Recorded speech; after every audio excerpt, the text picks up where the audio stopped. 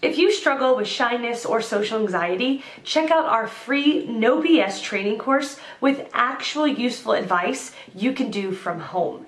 None of that just get out there nonsense. The link is in the description below. For now, let's get to today's question. The question, what is the best life-changing advice you can give someone with social anxiety and low self-esteem? Answer by Jason Gutierrez. Most people are too worried about themselves to worry about you. Growing up through high school and even my early years in college, I was a skinny, self-conscious guy who always worried what other people thought of me. I had really low self-esteem, and it was exhausting just walking around in public. What does this person think of me? Are they talking about me? Why are they laughing while looking in my direction? I'm not good enough for these people. These were the thoughts swirling around my mind. I couldn't ignore them, so they consumed me, and I lived in my own head for a good while as a result. I was so self-centered that I never even thought other people having similar problems.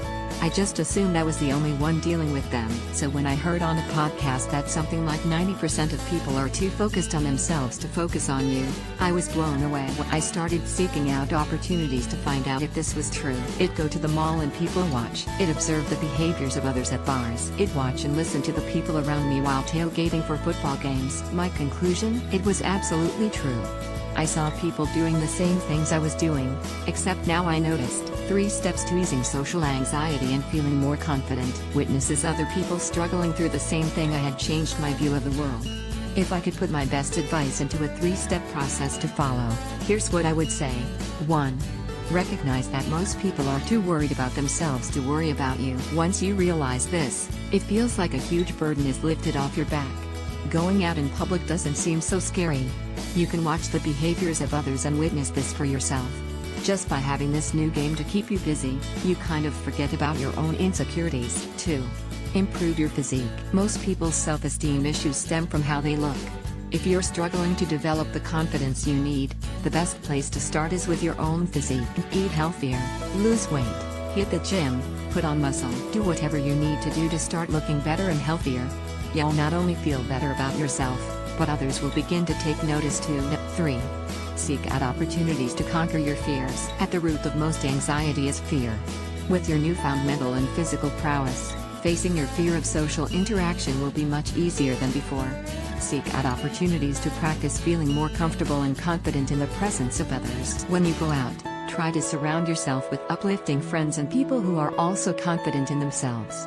Sometimes, it can be infectious. Before you know it, years will have gone by and you won't be able to remember what life was like worrying about petty things like, what does this person think of me? You'll look back and laugh. Best of luck to you, friend. Answer by James Happer-Laren. Footnote: 5 simple steps to transcend self-doubt. Answer by Jack Gutierrez. As someone who suffered from social anxiety in the past, my best advice is to design your daily routine so that you're forced to be more social. Just like working out your body's muscles, you can also work out this part of your mind. In time, your social skills will develop, enabling you in ways you're only imagining right now.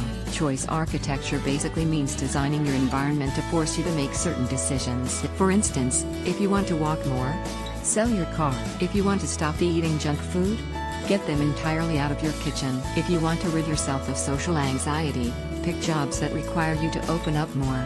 This will essentially help your mind rewire itself. Being social is an exercise like any other. And as they say, use it or lose it. My first job was as a library page. This reinforced my social anxiety. Though it was in my comfort zone, I knew this was a bad idea. Next job was working at CVS, then next at JCPenney's, then I hosted a restaurant, then a salesperson at Nordstrom. See the pattern here? Every new job forced me to open up more and more. Over time, I basically grew out of my social anxiety. In order for this to work, you have to pick a job that will force you to talk more. It doesn't have to be a sales job, but at least one in which you have to engage with a stranger now and then. Baby steps. I saw a movie recently about a guy with social anxiety. The plot is a lot like what I just wrote except with a slight humorous bend that made it entertaining. Best wishes.